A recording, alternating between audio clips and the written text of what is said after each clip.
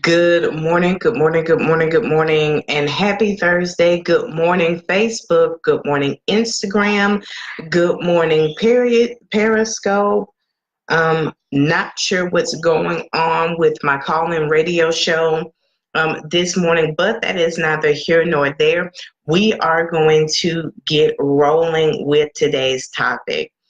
First and foremost, my name is Tammy Polk, and I am the face and the voice behind the Virtuous Businesswoman Motivational Broadcast. And for those who do not know me, or it's been a minute since you followed me, my goal and my joy is to use the power of the written word to inspire, encourage, uplift, and equip anybody, really, to eliminate excuses and excel in life and business. And what I wanted to talk to you about today, I had a small epiphany. When I first started my show almost 2 years ago, I began going through the chapters of the book that this show is actually based off of, The Virtuous Businesswoman Inspired by Proverbs 31. And I realized I never finished that book. So what I want to talk about today is this: family first and how that works in life and business. So we're going to look at this in two ways. We're going to look at it from the family aspect, yes, but also from your business. So first, let's get into the family part of it. As we know, the physical seasons change. And what you want to do is to make sure that your family is prepared for that, whether it's clothes, whether it's changing the way that you eat so that you will have the energy that you need, knowing alternative ways of getting around if there's traffic jams, or if you know that there's a road in your neighborhood that's going to flood, if you know that it's prone to ice over, you know where it is that you can go, what other avenues you can take to ensure that everybody gets to where they need to go. So that's the family part. Very short. Let's get into the meat of this thing, though. When it comes to your business, first and foremost, if you have employees, teammates, colleagues, whatever the case may be, make sure that they have a safe and comfortable working environment with thought for the weather. Make sure they have a safe and stable working environment, comfortable working environment, with thought for the weather, even down to your inclement weather policy. Do not expect for those who work with you, alongside you, or for you, to brave hazardous conditions to get to work. If you are unable to work because it's weather related, have a way for them to do their jobs from home. Now, yes, depending on what kind of business you have, that may not always be feasible or even possible. But however, if you know that streets are bad, if you know that, roads are washed out, and things like that, don't expect your people to brave those hazardous conditions to get to work. And not only that, if you know that you have an employee or a colleague or a team member who lives in an area that's heavily affected by the weather, check on them and see if there is anything that you can do. And then from there, make sure that if your people have to be outside, that they are fed, hydrated, they stay warm or they stay cool, and fill in break time for them to right themselves. Everybody can't stand cold. Everybody can't stand heat. So make allowances for that. Another thing that you want to keep in mind is that the building that you work in is well maintained and prepared for the weather. If at all possible, your people should not walk into your building and it's the same temperature inside as it is outside. That is the quickest way to torpedo their productivity levels on a given day because they're uncomfortable. When there is a severe weather threat, they should know where they can go and buckle down to weather whatever storm is coming, and they should be able to take a minute and call and check on their families as well. And then if it looks like they're not going to be able to go home, they're not going to be able to make it home, take care of them until such a time as they can get out. I know some of you may be listening in on this and be like, nobody has time for that. But I guarantee you, when you treat those who work with you, for you, and alongside you with the respect and the dignity that they deserve, the level of loyalty that they will serve you with is absolutely amazing. There is nothing worse than having an employee or a colleague or a team member that loses respect for you because you are cruel and heartless.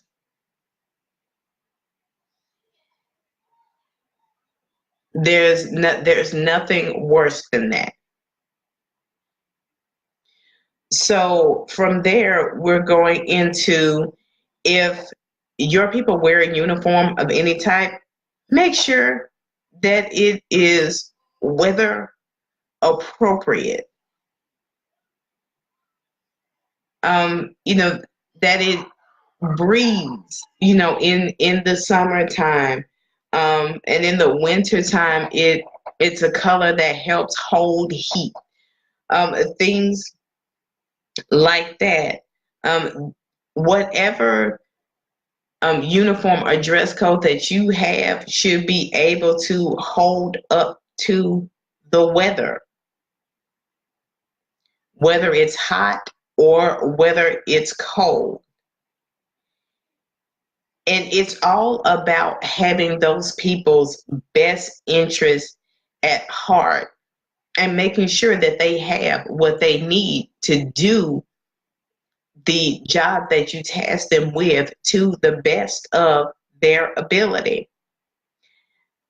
Not only that, if they use any type of vehicle or tool, make sure that that stuff is in good working order before the day starts. They should be able to come in and get to work without worrying about something breaking down, whether it's weather related or not. If they drive a vehicle, it needs to have heat, it needs to have air, it needs to have gas, it needs to have its oil changes, all service or maintenance, everything like that, because it's not on them to make sure that stuff works. And if something does indeed go down, you should have a plan in place to keep things moving so that they can get their work done. And even though these things seem small, or to some they may seem mundane and laborious, but this is what leads to having happy employees. A happy employee is somebody who will enjoy working for you because you make them feel like they individually matter to you. They will go over and above for you because you treat them as a valuable asset. When they know that you're not going to tell them to do things that you don't do or that you won't do yourself, they have more respect for you.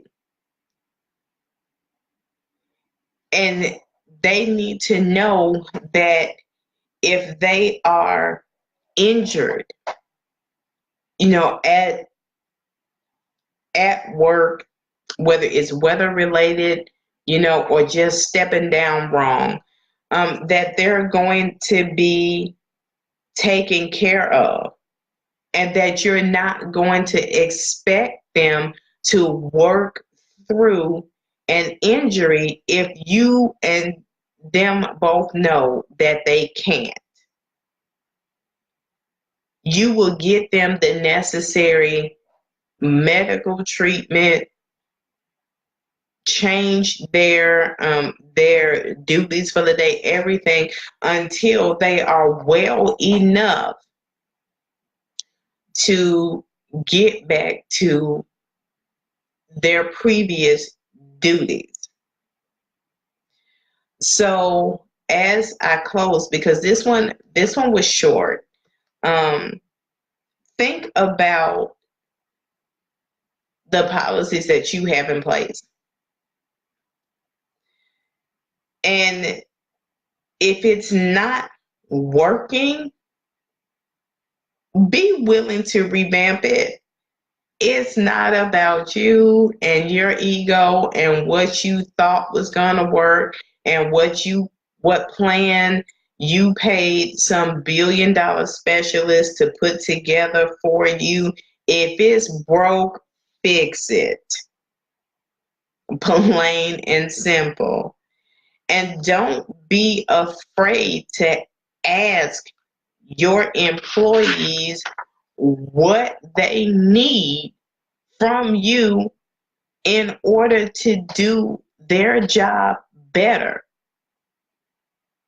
So, for example, it's getting close to the summertime. Look at your dress code and your uniforms and ask yourself, are they going to be hot in this?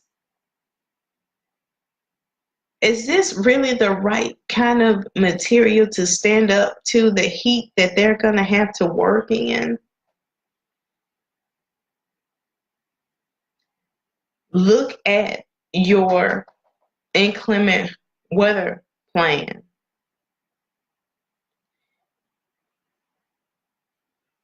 And think to yourself, okay, there's a heat advisory out. A heat advisory is inclement weather. Don't let anybody tell you otherwise. But if there's a heat advisory out, And your people have to be outside, say, okay, what do I need to do to make this bearable for them? I know one thing that I love about my husband is that when it gets to be summertime, um, he takes 2 coolers of water and Gatorade to work with him so that his employees can stay cool, they can stay hydrated, and keep going through their shift. Stuff like that is important because it's hot, they're moving around. So being able to take that quick drink, that quick reset helps to get them through the day, the rest of their shift, and they appreciate that. Sometimes little efforts made by leadership go a long way. And then have an open line of communication with everybody around you.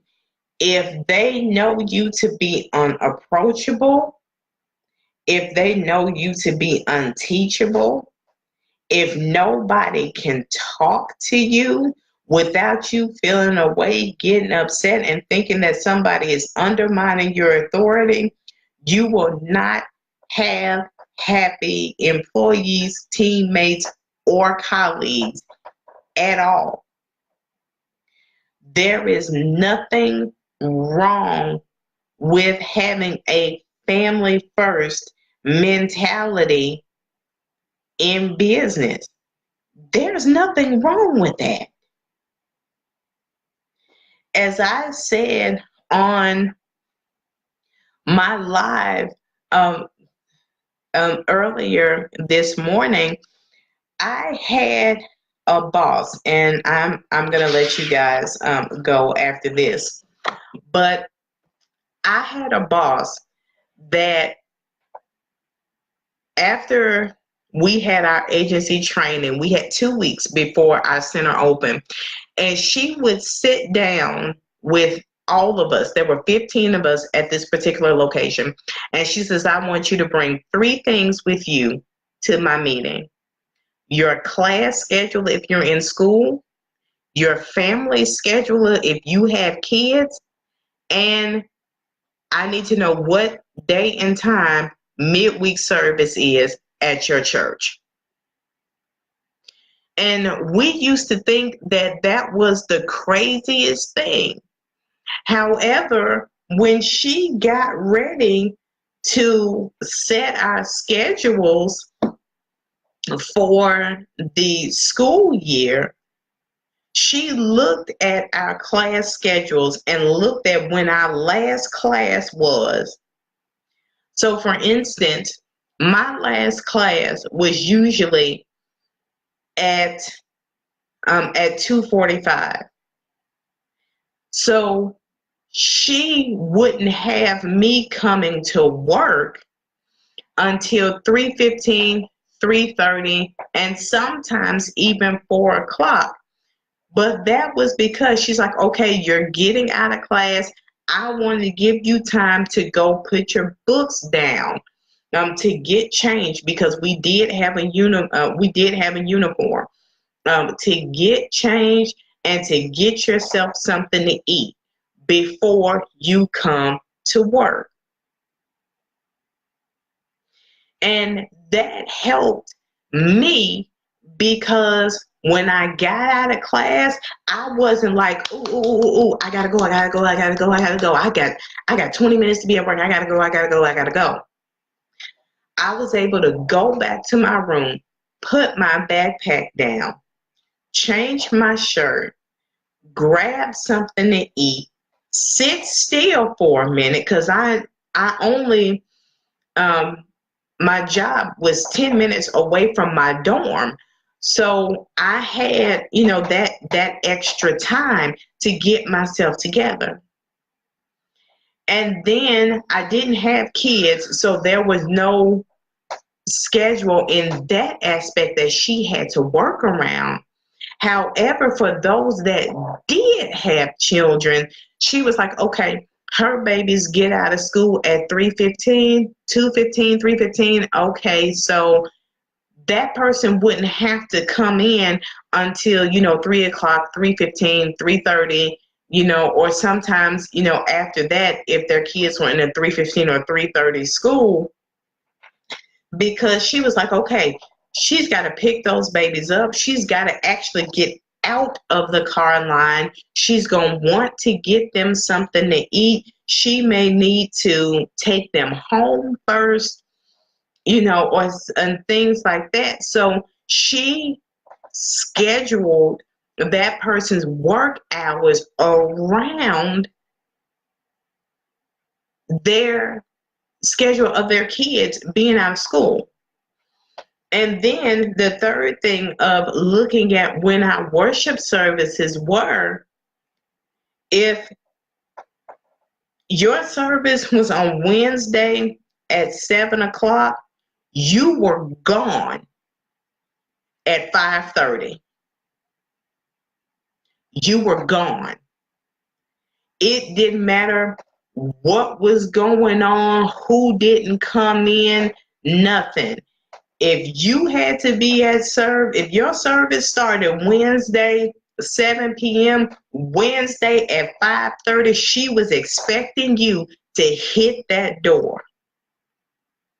And it was because that was important to her. You getting your midweek word was important to her, and important enough to her to where she maneuvered your work schedule around that. So I would get to work on Wednesday and I would be dressed to go to church after I got off. Except for my shoes. I would have to change my shoes. But still, when you have that type of mentality as a leader, people respond to that. When they know that their personal well-being is just as important as their professional well-being, they will go to the ends of the earth for you because they know that you care.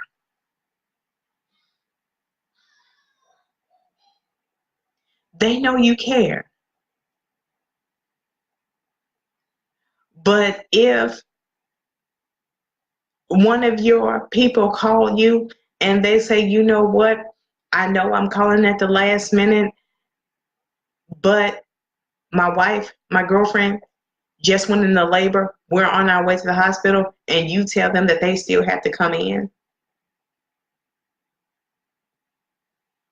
you've lost that. That's a broken connection with whoever that employee is. So what you have to understand as leaders is that there has to be a sense of balance between the personal and the professional. And you cannot run a successful entity of any kind with a my way or the highway or the do as I say and not as I do mentality, because you will lose people. That's my story, and I'm sticking to it. This has been the Virtuous Businesswoman Motivational Broadcast. I will see you guys again on the second Thursday in May. But until then, as always, God bless, Godspeed, and all that you do.